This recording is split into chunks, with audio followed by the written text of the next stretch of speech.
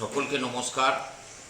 আমাদের খণ্ডঘোষ ব্লকে প্রত্যেকটা কর্মী, সংগ্রামী বন্ধু এবং সমর্থক, সেই সাথে সারা বাংলার মানুষকে আমাদের দলের তরফ থেকে আবেদন, আমাদের খণ্ডঘোষ ব্লকের তরফ থেকে আবেদন যে প্রত্যেককেই যেন আমরা 21শে জুলাই যে আমাদের আবেগের শহীদ দিবস, শহীদ দর্পণ, আমরা প্রত্যেককেই যেরকমভাবে যাই, প্রত্যেক বছর যে যাই, বিগত প্রায়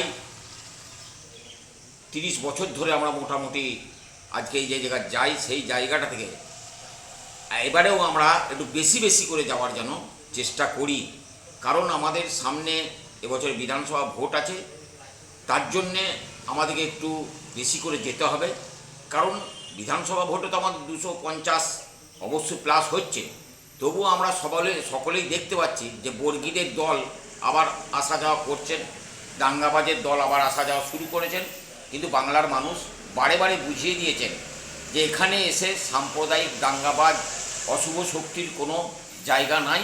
তাই আমরা প্রতিবারের ন্যায় যেরকমভাবে যাই, স্বতঃস্ফূর্তভাবে নিজেদের গাঁটের করি খরচা করেই আমরা যাই, নিজেদের কাছ থেকে পয়সা খরচা করে খাবার দাবার বেঁধে নিয়ে, শুকনো মুড়ি বেঁধে নিয়ে আমরা যে চাই, প্রত্যেকটা কর্মীকে তার জন্য আমি অসংখ্য ধন্যবাদ দেবো, কৃতজ্ঞতা জানাবো এবং প্রত্যেককে যেন একটু বেশি বেশি করে এবারে আমাদেরকে যেতেই হবে। ইতিমধ্যেই আমরা সাড়া পাচ্ছি, যেভাবে যাওয়ার একটা আবেগ বা প্রবণতা বেড়েছে, তাতে করে বাসও পাওয়া যাচ্ছে না, আমরা দেখতে পাচ্ছি। কিন্তু যেরকমভাবেই হোক আমাদেরকে এই লড়াইয়ের ময়দানে যেতে হবে। সাম্প্রদায়িক দাঙ্গাবাজ বর্গীদের দলকে 1 ইঞ্চি মাটি ছাড়ব না। আমরা ইতিমধ্যেই সমীক্ষায় দেখতে পাচ্ছি 250 প্লাস আমাদের হবেই। তাই প্রত্যেকটা কর্মী, সমর্থক বন্ধুদেরকে, সংগ্রামী বন্ধুকে বলবো, শুভবুদ্ধি সম্পন্ন মানুষকে বলবো, 21শে জুলাই আমরা শহীদ দর্পণ করতে প্রত্যেকেই যেন সর্বসাধারণ কাছে